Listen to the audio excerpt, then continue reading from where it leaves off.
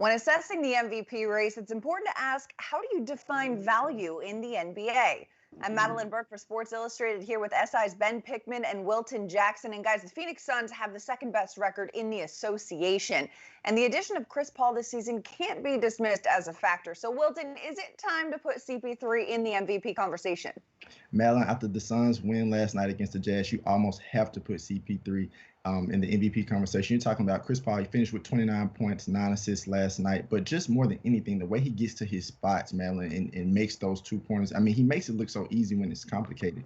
And not to mention in the first 3 games in April, he's averaged just over 21 points and nearly 11 assists. But the way he's able to facilitate their offense and get his supporting cast and Cameron Payne and Jay Crowder and Mikal Bridges involved, it just speaks volumes. And to win a championship in this league, you have to have the support of your cast. Not to mention, he's also averaging 13.5 assists per 100 possessions, and he's also third in the league in assist to turnover ratio. So if he can keep that up and continue to have that impact that he's had for this Suns team this year, you almost can't deny him from the MVP conversation.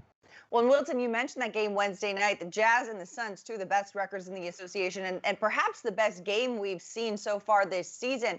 What Chris Paul was able to do and help this team, a team that just 2 years ago was a 19-win team, and now they're in the second seed in the Western Conference. Ben, that can't be dismissed.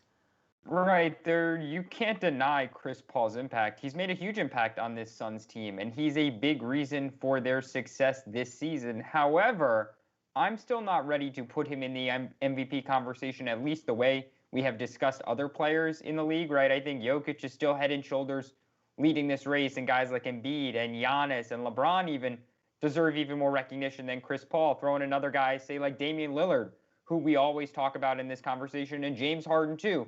You know, Chris Paul, his per-game averages are pretty comparable to what he's done in recent years. And if you look at some of the advanced numbers, he doesn't really jump out compared to a lot of the other names I just mentioned. So if you want to throw him in this race, you want to say he's included in the conversation, that's fine. But I would just push back and say I don't think he's really a front runner in this race. I don't think he's really a top 3 contender. I'm not even sure he's a top 5 contender. So we can mention Chris Paul. He's having a great season. It just speaks to the talent overall in the NBA that someone like Chris Paul having the season he is, in my mind, isn't in the conversation for this award the way that some other guys are.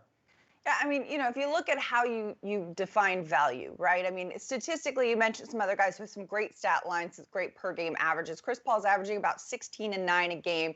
Not egregious numbers, but they are comparable with one person who's won an MVP, not 1, but 2 years in a row in the Valley of the Sun. I'm talking about Steve Nash. Back in 2005, 2006, Nash averaged, 15 and 11, 18 and 10, pretty comparable to what Chris Paul is doing statistically.